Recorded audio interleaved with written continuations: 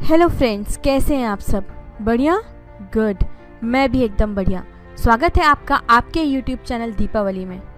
दोस्तों, किसी भी देश को चलाने के लिए उसके खुद के नियम और कायदे होते हैं जो देश के धर्म, विचारधारा, रहन सहन और जलवायु को देखकर बनाए जाते हैं, जिससे देश एक दिशा में प्रगति की तरफ अग्रसर होता है।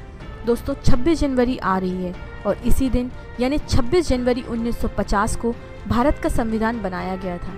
भारत का संविधान क्यों बना, कैसे बना, कब बना, इसे किसने बनाया और तो और 26 जनवरी को ही क्यों लागू किया गया, ऐसे सवालों के जवाब आपको मैं इस वीडियो में देने जा रही हूँ। अगर आप इन सवालों के जवाब पहले से ही जानते हैं तो कमेंट बॉक्स में ज़रूर लिखें और नहीं तो बने रहें हमारे साथ इस वीडियो में।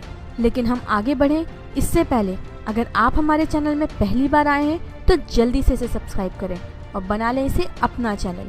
साथ ही साथ बेल आइकन को प्रेस करें सो दैट जैसे ही मैं नया वीडियो अपलोड करूं आपको नोटिफिकेशन मिल जाए। दोस्तों, सबसे पहला क्वेश्चन ये है कि भारत का संविधान क्यों बना। भारत कई वर्षों से गुलाम था और बाहर की शक्तियाँ भारत पर अपना शासन करती आ रही थी और तो और देश पर अपने नियमों के अनुसार कार्य कर रही थी। सभी के अपने नियम थे। भारत आज़ादी के पहले 200 वर्षों तक अंग्रेजों का गुलाम रहा, इसलिए यहाँ ब्रिटिश नियम अनुसार कार्य होते रहे। इसलिए देश में आज़ादी जितनी ज़रूरी थी उतनी ही ज़रूरी था देश का संविधान। भारत हमेशा से एक बहुत आबादी वाला देश रहा है और इस आबादी को सही दिशा में आगे बढ़ाने के लिए देश के पास अपने नियमों, अधिकारों एवं कर्तव्यों की नियमावली होना बहुत ज़रूरी था। इसीलिए भारत का संविधान बना। दोस्तों, अब मैं आपको ये बता दूं कि किस तरह भारत संविधान की तरफ बढ़ा। सबसे पहले अंग्रेजी हुकूमत ने 1935 में भारतीयों के सामने एक नए एक्ट का ऐलान किया, जिसे भारतीय सरकार अधिनियम 1935 या गवर्नमेंट ऑफ इंडिया एक्ट भी कहा जाता है।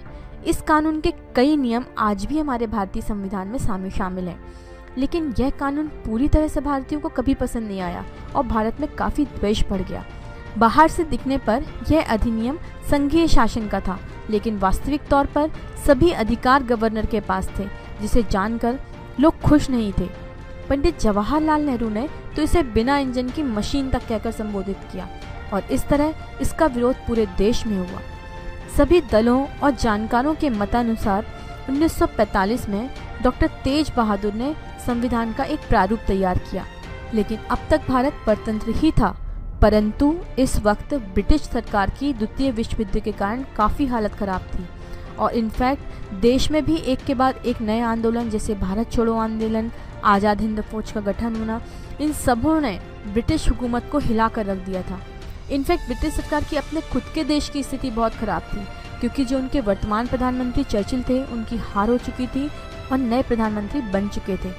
ऐसे में सत्ता में आते ही भारत पर अपना कब्जा छोड़ना इन्हें थोड़ा रास नहीं आ रहा था। इन्होंने अपनी फूट नीति को अपनाया और कांग्रेस और मुस्लिम लीग को अलग कर देश के विभाजन की योजना बनाई। ब्रिटिश के वर्तमान प्रधानमंत्री ने कैबिनेट के 3 मंत्रियों को भारत भेजा और अपनी बात सबके सामने रखी। इस मिशन को कैबिनेट मिशन कहा गया। अब मैं आपको बताती हूँ कि कैबिनेट मिशन था क्या। यह मिशन 1946 में भारत आया, जिसमें 3 मुख्य सदस्य भारत भेजे गए।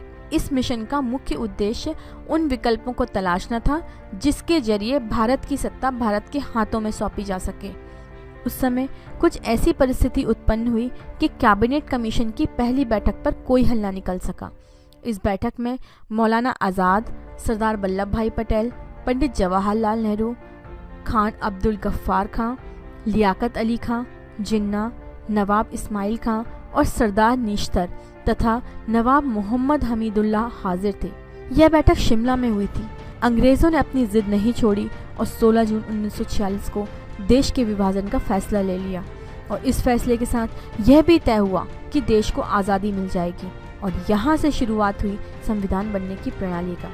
अब मैं आपको बताती हूँ कि संविधान लिखने की शुरुआत कैसे की है। जैसे ही ये स्पष्ट हुआ कि अंग्रेज भारत की सत्ता देश को सौंप देंगे, वैसे ही चिंता सबसे ज़्यादा ये थी कि भारत में अब अपना संविधान होना बहुत ज़रूरी है। संविधान की पहली बैठक डॉक्टर सच्चिदानंद की अगुवाई में हुई, जो कि 9 दिसंबर 1946 को हुई। इस सभा का अध्यक्ष पूर्व राष्ट्रपति डॉक्टर राजेंद्र प्रसाद को चुना गया। इसके बाद 13 दिसंबर 1946 को संविधान की एक रफ रूपरेखा तैयार की गई, जिसे पंडित जवाहरलाल नेहरू ने सबके सामने पढ़ा। इस संविधान में सबसे महत्वपूर्ण बात यह रखी गई कि अब देश में सभी राजाओं के शासन को समाप्त कर दिया जाएगा और भारत की प्रभुत्ता सबको स्वीकार करनी होगी। और 22 जनवरी 1947 को कई तरह के विरोध के बाद इस प्रस्ताव को पारित कर दिया गया। वैसे तो ये एक बहुत कठिन समझौता था, लेकिन सरदार वल्लभ भाई पटेल जैसे नेताओं ने सभी राजाओं को एकजुट किया और राजाओं ने कांग्रेस को अपना समर्थन दिया। 14 जुलाई 1947 को नेहरू जी ने संविधान की बैठक में देश के चिन्ह तिरंगा ध्वज का ऐलान किया और जिसका सभी ने तहे दिल से समर्थन किया। इसके बाद अंग्रेजों के द्वारा हुई बातचीत के आधार पर भारत पाकिस्तान का विभाजन हो गया और इतने संघर्षों के बाद 15 अगस्त 1947 को देश आज़ाद हो गया। देश आज़ाद तो हो चुका था, लेकिन इसे एक दिशा में सुचारू रूप से गति देने के लिए भारत का संविधान अभी भी पूर्णतः नहीं बना था। पहले संविधान का ढांचा बनाया गया था, लेकिन बहुत सारे लोगों ने इसे स्वीकार नहीं किया गया था। इसलिए एक नई कमेटी का गठन किया गया। संविधान का निर्माण करने के लिए उसमें कुछ सदस्यों को जोड़ा गया, जिससे हर क्षेत्र को नेतृत्व की दृष्टि से प्रमुख लोगों को शामिल किया गया। संविधान को तैयार करने में 389 सदस्यों की भूमिका रही और इस समिति के सदस्य डॉक्टर भीमराव अंबेडकर को बनाया गया। संविधान की कमेटी में कौन कौन से सदस्य शामिल थे वो मैं आपको बता देती हूँ। उसमें थे doctor Bhimrao Ambedkar, Sanjay Phakey, Pandit Jawaharlal Nehru, Chakravarti Rajagopalachari, doctor Rajendra Prasad, Sardar Vallabh Bhai Patel, Kanhaiyalal Maneklal Munshi, Ganesh Vasudev Mavalankar, Sandeep Kumar Patel, Abul Kalam Azad, Shyama Prasad Mukherjee, Nalini Ranjana Ghosal, Frank Anthony, HP Modi, Harendra Kumar Mukherjee, Ari Bahadur Gurung, अल्लदी Krishnaswamy Iyer और महिला सदस्यों में सरोजिनी नायडू, हंसा मेहता, दुर्गाबाई देशमुख, अमृता कौर और विजय लक्ष्मी पंडित भी इस सभा में शामिल थे। सभी के विचार विमर्श, लड़ाई झगड़ों के साथ संविधान का प्रारूप तैयार होना शुरू हो गया, जिसकी घोषणा 9 दिसंबर 1947 को की गई। सभी सदस्यों के साथ मिलकर संविधान तैयार हुआ, जिसमें कई निर्णय हुए, जैसे मातृभाषा, राष्ट्रीय गीत, राष्ट्रीय गान, अधिकार, कर्तव्य आदि आदि। अब मैं आपको बता दूं कि संविधान कब बनकर तैयार हुआ और उसमें कितना समय लगा। तो दोस्तों, इतनी जनसंख्या वाले देश का संविधान, जहां कई तरह के धर्म, जाति, प्रजाति के लोग पाए जाते हैं, लिखना इतना आसान नहीं था।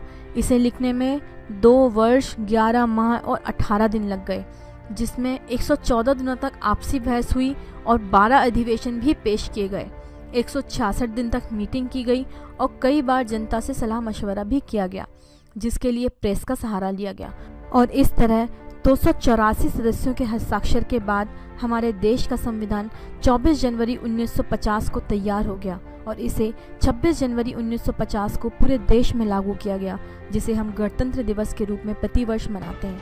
अब पॉइंट ये था कि संविधान 26 जनवरी को ही क्यों लागू किया गया। वैसे तो तारीखें और भी कोई हो सकती थी, लेकिन 26 जनवरी हमारे इतिहास की एक बहुत यादगार तारीख मानी जाती है, क्योंकि गणतंत्र दिवस के 20 वर्ष पहले, यानी 26 जनवरी 1950 से 20 वर्ष पहले 26 जनवरी 1923 को भारत में पूर्ण स्वराज का संकल्प लेकर कांग्रेस ने इसी दिन को स्वतंत्रता दिवस घोषित कर दिया था, जिसके बाद 15 अगस्त 1947 को भारत को स्वतंत्रता मिली और 26 जनवरी 1950 को भारत का संविधान घोषित किया गया। इस तरह 26 जनवरी का महत्व हमारे इतिहास में बहुत ज़्यादा अधिक है। आपको मैं भारत के संविधान का बहुत छोटा सा एक ब्रीफ देती हूँ कि भारत का संविधान 2016 तक 101 बार संशोधित किया जा चुका है। इस प्रकार इस संविधान में 448 अनुच्छेद, 1 संविधान उद्देशिका, 12 अनुसूचित जातियां एवं 5 अनुलग्न शामिल हैं। इसमें अंतिम संशोधन GST को लेकर किया गया था। दोस्तों, भारत का संविधान सबसे बड़ा लोकतंत्र का संविधान है, जिसकी विश्व में अपनी एक पहचान है। वैसे तो संविधान ब्रिटिश संविधान से प्रभावित है, लेकिन समय समय पर भारतवासियों के अनुसार इसमें संशोधन किए जाते रहे हैं। सो दोस्तों, इस तरह उतार चढ़ाव के साथ भारत का संविधान बना। मुझे उम्मीद है मैं आपको इस बारे में सारी जानकारी देने में सफल रही हुई हूँ। अगर हाँ, तो इस वीडियो को प्लीज़ लाइक करें और ये एक बहुत इम्पॉर्टेंट वीडियो है, तो इसे ज़्यादा से ज़्यादा लोगों के साथ शेयर करें। जय हिंद, जय भारत।